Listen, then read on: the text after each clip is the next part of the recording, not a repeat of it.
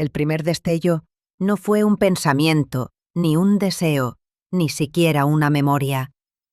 Fue un gesto mínimo, apenas una manera de ajustar la manga antes de tomar un plato caliente, una inclinación de cabeza como quien escucha con atención un rumor del que todos los demás han decidido protegerse.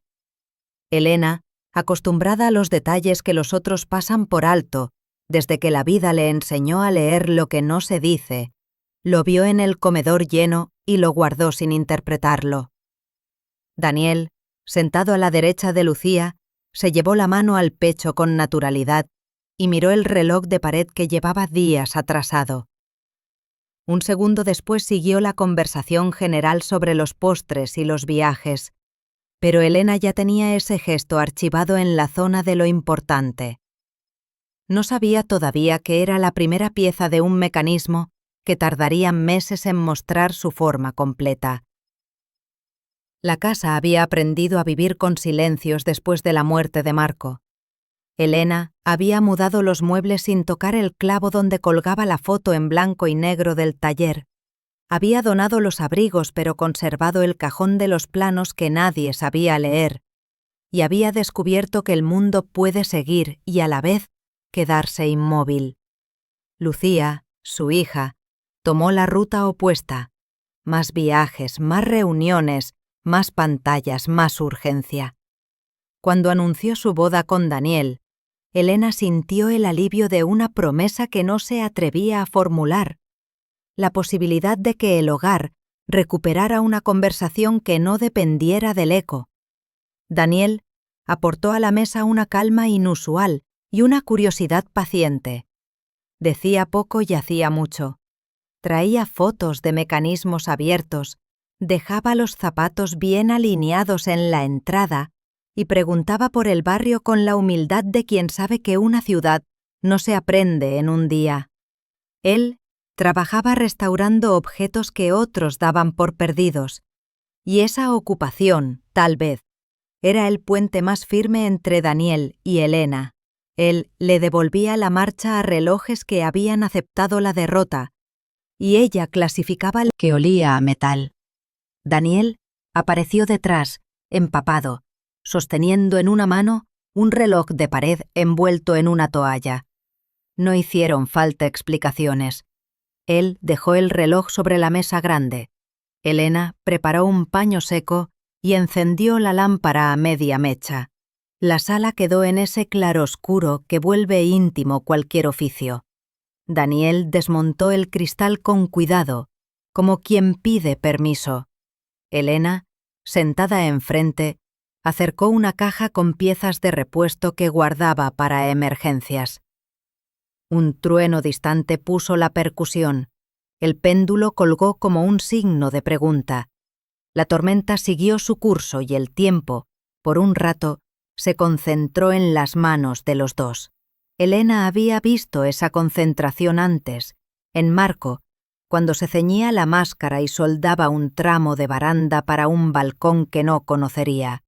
Ese recuerdo se le acercó sin permiso y se quedó allí, como una música de fondo. Daniel trabajaba sin prisa, probaba el péndulo, limpiaba una pieza, rechazaba otra, armaba un mapa de metal sobre el mantón azul que Elena había extendido para proteger la madera. Cuando por fin el corazón del reloj aceptó la cuerda y el péndulo buscó un ritmo, la biblioteca sostuvo la respiración y luego la dejó salir, como si hubiera estado esperando ese sonido para acomodarse. El golpe posterior de la hora se perdió en el trueno, pero ambos supieron que algo había vuelto a su lugar. No fue esa noche, ni la siguiente, ni la otra. La historia no empezó como empiezan los escándalos del barrio, con una persiana que baja más tarde de lo debido o con dos siluetas que se confunden tras un toldo. Empezó con una coincidencia de gustos y de dolores, con la forma en que ella ordenaba los lomos por color cuando no encontraba el ánimo para ordenarlos por tema, con la manera en que él retiraba el polvo de un engranaje con el mismo cuidado con que otros despejan una herida. Empezó con una caja de azulejos que Elena había encontrado en la casa antigua. Nunca se quedaron a solas más de lo que el oficio exigía. Nunca prolongaron una tarea más allá de lo razonable. Nunca cruzaron la frontera de la palabra que compromete. Se limitaron a habitar ese territorio nuevo, hecho de gestos mínimos y de silencios que no le debían disculpas a nadie. El barrio, fiel a su costumbre, llevaba su propia contabilidad de rumores. Teresa, la vecina del tercero, contaba a quien quisiera escuchar que en la biblioteca se oían pasos cuando ya nadie debía estar allí. Mauro, el quiosquero, juraba que había visto a Daniel salir con la camisa manchada de tiza, y a partir de eso decidió que restauraba pizarras en secreto para un colegio abandonado. Elena sonreía, agradecida de que las ficciones pequeñas mantuvieran alejada la ficción peligrosa. El peligro, sin embargo, no necesita ser imaginado para hacerse real. Bastó una cena de domingo para que la tensión se sentara a la mesa con cubiertos propios. Lucía regresó de un viaje con la alegría cansada de quien ha logrado casi todo lo que se propuso a costa de algo que prefieren no nombrar. Anunció una posible mudanza, un cargo mayor, una ciudad lejana donde el año no se divide en estaciones, sino en oportunidades. Daniel asintió con afecto y con una sombra. Elena vio de nuevo el gesto con el que todo había empezado, la forma de cuadrarse la manga como quien siente que el tiempo no le pertenece. Después del postre, Daniel se ofreció a arreglar la hora del reloj del salón y se quedó un rato de pie frente al péndulo, escuchando. Elena, desde la cocina, lo observó sin intención de espiar. No encontró alivio en lo que vio. El gesto de la mano en el pecho volvió, breve, inevitable, y una certeza incómoda se instaló sin invitación. La vida le estaba pidiendo a Daniel un movimiento que todavía no había decidido hacer. La decisión, al principio, fue no decidir. Daniel comenzó a pasar menos por la biblioteca, de ser un equipo. Terminaron con las manos manchadas de óxido y un triunfo humilde, agua templada para los lectores que aún tenían frío en las manos. No hubo celebración. Hubo una mirada larga que no pedía nada y lo decía todo. No fue sencillo aceptar que, si la historia iba a existir, debía hacerse al sol. Elena hizo lo que nunca había creído capaz de hacer. Propuso una conversación sin pretextos. Preparó su casa como se prepara un corazón para una cirugía necesaria. Abrió ventanas, guardó reproches, dejó sobre la mesa una tetera. Cuando Lucía llegó, Elena la vio distinta, no por el traje caro ni por el cansancio elegante, sino por una fragilidad nueva que se disimulaba detrás de la agenda. Hablaron de la mudanza posible, del futuro que pedía renuncias, de los viajes que no dejan lugar para la raíz. Elena, sin pronunciar nombres, contó que a veces las personas reparan objetos porque no saben cómo reparar la vida. Lucía entendió más de lo que dijo en voz alta. No hubo estallido ni ruptura inmediata, sí una comprensión que abrió la puerta a decisiones que ya estaban esperando detrás. Lo que vino después no fue el despeje, sino la zona gris que separa la decisión de sus efectos. Lucía habló con Daniel y acordaron la despedida que se merecían, sin gritos ni heroísmos. Había cariño, había gratitud, había también una fatiga que ninguno quiso seguir disimulando. Pactaron papeles, lazos, orden. El barrio, al enterarse por ecos, se repartió entre los que vieron en aquello un fracaso y los que vieron una valentía. Elena se mantuvo lejos, como deben mantenerse lejos quienes desean el bien de todos y saben que cualquier gesto suyo puede pesar más de lo que quisieran. A partir de allí, los días dejaron de necesitar subterfugios. La casa heredada de la tía Amalia, a una hora de la ciudad, llevaba años cerrada esperando un destino que nadie definía. Elena propuso convertirla en una casa del tiempo, un lugar donde, sin hacer preguntas. Al despedirse, miraba la línea azul que ya avanzaba por una de las paredes y parecía aceptar que había patrones de belleza que no nacen para obedecer a nadie. En medio de las obras, apareció un sobre sin remitente, deslizado bajo la puerta. Dentro había fotografías del viejo taller de Marco que nadie recordaba haber tomado. En una de ellas, muy al fondo, reflejada en un vidrio, se adivinaba el perfil de una mujer joven sosteniendo un azulejo con la línea azul. Elena tuvo la impresión de mirarse desde otra vida. Al reverso, en letra desconocida, una frase declaraba que toda casa guarda el eco de quien la soñó. El misterio del remitente añadió el vértigo justo a la historia. Daniel decidió enmarcar una de las fotos y colgarla en el pasillo, no tanto como homenaje al pasado, sino como recordatorio de que el tiempo, cuando encuentra su ritmo, no se divide en antes y después, sino en capas. El primer día en que la Casa del Tiempo abrió sus puertas al barrio, el sol tuvo la delicadeza de salir con una luz limpia. Los azulejos azules en la entrada parecían olas detenidas sobre la tierra. Llegaron abuelos con radios que solo emitían estática, madres con cacerolas descascaradas, niños con juguetes sin ruedas. Llegaron también historias que solo necesitaban un oído para sentirse menos pesadas. Daniel cruzaba la sala con la concentración que Elena le había visto la noche de la tormenta, y a ratos se permitía la sonrisa exacta que autoriza el descanso. Elena organizaba una mesa de intercambio de libros y otra de cartas al futuro, donde los vecinos podían escribir promesas que no querían que se perdieran en la prisa. En una esquina, un afiche detallaba los horarios de los talleres y, en pequeño, el dibujo de la línea azul repetido como un latido. Hubo una tarde precisa en la que el reloj del pasillo, detenido desde quién sabe cuándo, decidió aceptar el pulso que Daniel le ofrecía.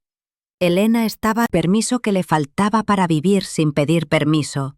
El rumor inevitable llegó en forma de artículo breve en la edición digital del periódico local. Alguien, amparado en la ambigüedad, tituló la nota con un juego de palabras que sugería más de lo que decía. Las líneas, sin ser abiertamente maliciosas, insinuaban una historia prohibida que confirmaba el morbo de algunos lectores. Elena, al leerlo, sintió la tentación de esconderse detrás de las estanterías. Daniel, en cambio, propuso continuar como si el artículo no existiera, apoyándose en la evidencia más difícil de refutar, el trabajo. La respuesta del barrio fue, al final, la que valía. Llegaron más objetos que arreglar, más libros que ordenar, más manos dispuestas. La curiosidad se cansó de sí misma. La malicia se aburrió de repetir la misma frase, y el rumor, como todas las cosas que buscan eco y no lo encuentran, se apagó. Las estaciones se sucedieron con una regularidad amable. Hubo una primavera de mesas en la calle y cursos de encuadernación que terminaron en álbumes con manos de niños. Hubo un verano en que el calor obligó a cerrar a mediodía y a reabrir con limonada en jarros. Hubo un otoño de hojas apiladas en el patio, y el sonido de esas hojas, al ser barridas, trajo a Elena el recuerdo de otras hojas peinadas por Marco con su paciencia de artesano. En invierno, la casa fue resguardo de quienes no querían quedarse solos con la nostalgia. A veces, después de cerrar, Elena y Daniel se quedaban un rato más sentados en la escalera, compartiendo el cansancio como se comparte una manta. En el aniversario de la apertura, organizaron una muestra con objetos reparados y sus historias. Los vecinos llevaron sus piezas con un orgullo que no era exhibicionista. un radio que volvió a cantar después de 40 años, una cafetera que ahora celebraba las mañanas de una viuda, una cometa que aprendió a volar con menos viento. Elena escribió nota. Abrió. Elena y Daniel descubrieron que las cosas, a veces, se sostienen porque muchas manos quieren sostenerlas. En esa calma, reconocieron un cansancio nuevo, no de esfuerzo físico, sino de haber sostenido durante demasiado tiempo el mismo hilo de tensión. Decidieron regalarse una pausa corta en el pueblo donde habían comprado los azulejos. El viaje, lejos de cualquier clandestinidad, fue una peregrinación a un origen. Caminaron por calles que olían a pan y a pintura. Visitaron el taller donde un artesano viejo aún preparaba esmaltes con una receta que no estaba en ningún libro.